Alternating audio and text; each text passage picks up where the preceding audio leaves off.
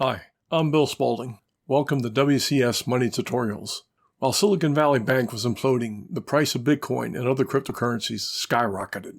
This video will explore what caused this and how you can best profit from similar situations in the future. I will also explain why you should sell after the price surge.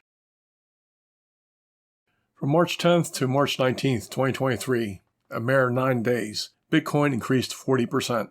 These price spikes seem to result from the failure of several banks, causing many Bitcoin enthusiasts to think that this may be the moment that illustrates why Bitcoin would provide a better financial service. First, let's look at the sequence of events that occurred during the run-up of Bitcoin prices. Silvergate Capital announced it would cease operations and liquidate its assets after a bank run. Silicon Valley Bank needed to raise $2 billion in capital. It was forced to sell bonds at a $1.8 billion loss. Moody's downgraded the bank's bond rating, slashing its outlook from stable to negative. Rumors spread that SVB may fail. Its stock plummets 60%. Silicon Valley Bank failed after a bank run. Bank regulators and the FDIC took control of the bank. Investors started to dump bank stocks. Signature Bank lost a lot of its deposits. Regulators seized Signature Bank. The Federal Reserve, the Treasury Department, and the FDIC announced jointly that depositors will have access to all of their money starting Monday, March 13th. Shares of Credit Suisse tumbled by 24%, a record low. First Republic Bank received $30 billion in deposits from nearly a dozen of the United States' biggest banks, including JP Morgan, Wells Fargo, and Morgan Stanley. Credit Suisse said it would borrow $54 billion from Switzerland's central bank. This turmoil caused other cryptocurrencies and securities related to cryptocurrencies to skyrocket. Ethereum jumped 29%. Even the stocks of companies and funds related to cryptocurrency have skyrocketed. Coinbase increased 57% in little more than a week. As you can see, other related securities also increased dramatically, including the Grayscale Bitcoin Trust, ProShares Bitcoin Strategy ETF, MicroStrategy, Riot Platforms, Hut 8 Mining Corporation, and Valkyrie Bitcoin Strategy ETF. Cryptocurrency enthusiasts still think that cryptocurrency will replace fiat currency. So whenever there is trouble in the banking system, cryptocurrency goes up. When cryptocurrency surges, then additional news stories are published, hyping it even more. So if you want to buy Bitcoin, buy whenever there are problems with the banking system, especially if there are bank failures. As you can see, Bitcoin did better than the other major cryptocurrencies over the same time period. This is to be expected, since it is the most popular cryptocurrency and it has a strictly limited supply, which means that when demand goes up, the price will invariably increase. If you do not want to buy cryptocurrencies, or you do not have an investment account that allows you to buy cryptocurrencies, then you could buy other securities related to cryptocurrencies, such as the stocks of companies where prices correlate strongly with Bitcoin. As you can see in this graph, the Grayscale Bitcoin Trust, Riot Platforms, a Bitcoin mining company, and Coinbase Global have done the best. However, Coinbase declined recently because it was served a Wells notice that the SEC intends to sue it, though the reason for the suit was not given. Some people argue that blockchain technology offers more dependable financial services, one that would not require trusting an institution. Many people believe that these bank failures will provide a strong impetus to move from a banking system to a blockchain system using Bitcoin or some other cryptocurrency. Some argue that blockchain technology can protect against monetary irresponsibility, and cryptocurrency can be traded or accessed 24/7. However, these hopeful projections ignore the huge disadvantages of using private cryptocurrencies as money. I will also show why many people believe Bitcoin is a great investment and why they believe it will climb much higher. Although Bitcoin's original purpose was to create a trustworthy form of money, most people buy it in the hope of selling it at a higher price. Since the total amount of Bitcoin will never exceed 21 million, Bitcoin promoters think that Bitcoin could reach a price of $1 million or more if only part of the money supply of the world is replaced with Bitcoin. How much higher could Bitcoin go? There is a lot of money in the world. According to this source, there is almost $40 trillion in liquid money, $90.4 trillion of broad money, and a worldwide value of the broadest category at $215 trillion. These are 2020 figures, so they are probably higher now. Even if these figures are somewhat inaccurate, no one can doubt it is a big number. If people started using Bitcoin as liquid money, and it was the only form of money, then each Bitcoin would be worth almost $2 million. If we include a broader category of money worth $90.4 trillion, then each Bitcoin would be worth more than $4.3 million. If Bitcoin was used as the broadest category of money, then each Bitcoin would be worth more than $10 million. Few people think that Bitcoin will ever be the only form of money, but it does illustrate how some people think it may reach such a high potential if only a fraction of the money supply was replaced by Bitcoin. But does Bitcoin serve well as money? And if not, what else could propel Bitcoin upward? The primary purpose of Bitcoin was to serve as money that does not require intermediation by financial institutions. The purported benefits is that transactions cannot be reversed, the cost of intermediation is eliminated, and some privacy is achieved. But how well does Bitcoin serve as money? Money serves three purposes: as a means of payment, as a unit of account, and as a store of value.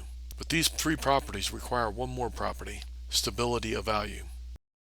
Because the value of Bitcoin is highly unstable, inflation and deflation occur repeatedly. People were complaining about inflation when it was higher than 8% over 1 year for the US dollar. How would they feel about 50% over a few months, or 5% within a few days? Whenever you buy or sell something, you will need to look up the current value of Bitcoin because it changes constantly. Prices, as measures of the units of account, indicate the value of something, but if prices are unstable, then prices may not reflect current values. Menus would have to be changed constantly. Just think how hard calculating investment returns or accounting would be. If you bought a house for 10 Bitcoins, then sold it later for 15 Bitcoins, did you profit? In fact, you do not even know if you have a profit from the information presented here. Even though you have 5 more Bitcoins, if the value of one Bitcoin was worth $35,000 when you bought the house and worth $20,000 when you sold the house, then you actually have a loss of $50,000. This illustrates how an unstable currency makes financial calculations and planning much more difficult. And since Bitcoin can decline at any time, it cannot reliably hold value. The main cause of Bitcoin's volatility is its fixed supply. While some Bitcoin will continue to be created for the next 120 years, most Bitcoins that will ever exist already exist. The few additional Bitcoins that remain to be created will not affect supply much. In any case, the supply is not related to demand, which will fluctuate much more rapidly than the supply will increase. Demand will continually change because people need to sell Bitcoin for fiat currency to spend, and many people will sell for profits or to avoid losses. Why the hype? Astute people see chickens for the plucking. Penny stocks lure them in. Network marketing lures them in. Why not cryptocurrency? Enough people are always falling for quick rich schemes, which is why the people who set up the schemes, or who simply take advantage of potential schemes, are the only ones getting rich quickly. Bitcoin was not designed as a Ponzi scheme, but nonetheless it works like one that can work better if it is hyped enough. Obviously, people who invested a lot of money in Bitcoin will do their best to promote it. After all, they want it to sell at a higher price.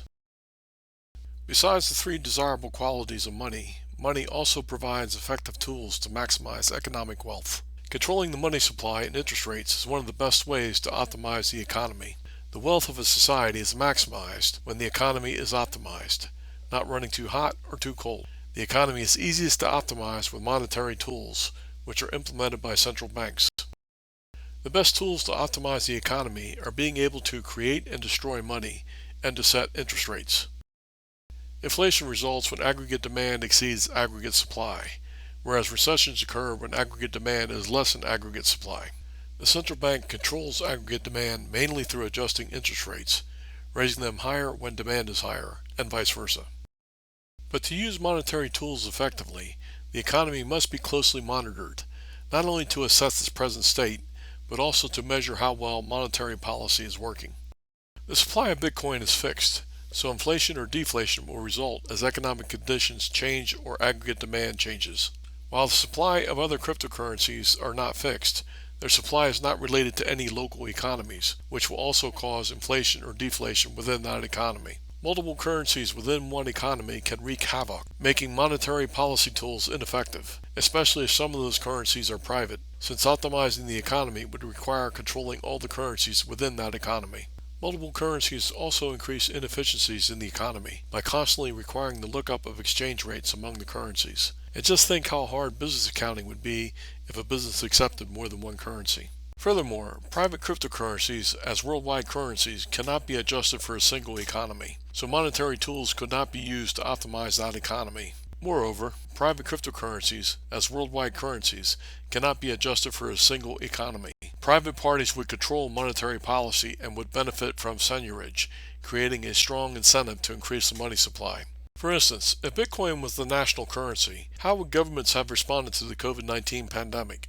Being able to print money to pay people who could not work allowed them to survive and even thrive, and it saved most people from financial ruin. These disadvantages of private cryptocurrencies are great enough that no country issuing its own currency would ever approve of a currency it had no control over. Some of the advantages of Bitcoin and other cryptocurrencies arise from the lack of regulation that applies to the financial institutions of any country. But financial institutions are regulated because they can have major effects on the economy, and they are used to implement monetary policy and to fight financial crime, such as money laundering. Money is central to any economy, which is why no government is going to allow the subversion of those regulations through cryptocurrencies. Cryptocurrencies will be more tightly regulated, especially if they become more prevalent. Otherwise, why bother subjecting financial institutions to regulations easily subverted by cryptocurrencies? Although Bitcoin was not intended as a Ponzi scheme, it works like one. Since Bitcoin is not usable as money, its price will not rise because people want to use it as money. Instead, it can only rise with hype. Crypto whales especially are eager to promote Bitcoin so that they can pump up the price, then dump their large holdings for a higher price. The classic pump and dump scheme. Eventually, people learn, so they will stop buying, then Bitcoin will plummet. So this is why you should sell after the surge. Prices go up because demand exceeds supply. Bank failures greatly increase demand for cryptocurrencies and related securities. News articles will be published hyping cryptocurrencies even more. Once the hype and the news of bank failures fade, then the demand for cryptocurrency will also decline, which will cause prices to drop. Remember, false hopes and hype are the only things that can keep Bitcoin prices up. Furthermore, Bitcoin must be sold so that the money can be spent, which means that Bitcoin prices must eventually decline. Thank you very much for your time. If you liked my video, please give me a thumbs up and subscribe. I would appreciate any suggestions, so please leave them in the comments below. Check out my website at thismatter.com for more than 850 in-depth fundamental tutorials in personal finance, investments, and economics. Check out my books on money at williamspalding.com. Thank you.